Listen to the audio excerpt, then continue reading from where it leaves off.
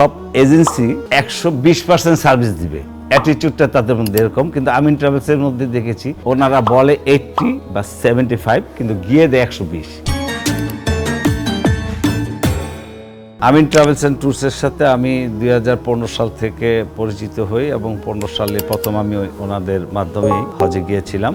যাওয়ার আগে হঠাৎ করে অনেকের সাথেই কথা হয়েছে, এক এক ধরনের এক এক এজেন্সি এক এক ধরনের কথা বলছে, কিন্তু আমার এখানে ওনাদের সাথে কথা বলে প্রথম দিনই আমি খুব কমফোর্ট জোনে চলে যাই। তো কথা বলার পরিপ্রেক্ষিতে আমি ওনাদের কমিটমেন্ট যেটা পেয়েছি, যে ওনাদের মধ্যে যে এখন যে আলোচনাগুলো আসে হজের ব্যাপারগুলোতে, সব এজেন্সি 120% সার্ভিস দিবে, অ্যাটিটিউডটা তাদের মধ্যে এরকম। কিন্তু আমিন ট্রাভেলসের মধ্যে দেখেছি ওনারা বলে 80 বা 75, কিন্তু গিয়ে দেয় 120। এবং আমি যেটা ওখানে গিয়ে ফিল করেছি, মানে চমৎকার সার্ভিস। এবং ওনারা শুধু এই হজে নিয়ে গিয়েই ছেড়ে দিলাম, আমার কমিটমেন্ট, হোটেল উঠালাম, টাইমলি খাওয়া আসলো, ইট ইস নট। সবসময় লেগে আছে কোনো হাজির কোনো ধরনের সমস্যা, সেটা শারীরিক হোক মানসিক হোক, কেউ বয়োবৃদ্ধ আছে, কাউকে কোনো ট্রলি লাগবে কিনা, মানে যখন যার যে ধরনের সমস্যা, খাওয়ার ব্যাপারে কোনো কম্প্রোমাইজই নাই, যেখানে স্টেল দুইজন সব দাঁড়ায় থাকবে। তারপরে ধরেন সার্ভিস,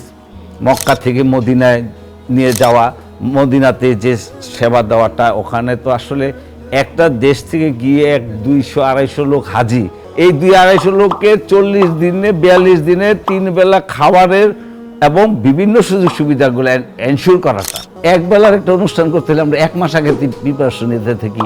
সেখানে একটা দেশ থেকে আরেকটা দেশে গিয়ে ওই দেশের কালচারের উপরে ডিপেন্ড করে ওই দেশের সরকারের নিয়ম কানুন মেনে আমাদের এই দেশের হাজির সাহেব যারা যান তাদেরকে সেবাটা দিতে হয়। তো সেই সেবাটার মানটা আমি ওইটাই বলবো, ওনারা বলে 80, দেয় 120, আর অন্যরা বলে 120। আমার কাছে মনে হয় ওরা সার্ভিস দেয় 80 বা আরও কম। আমি আরেকটা উদাহরণ দিতে পারি মনে হয়।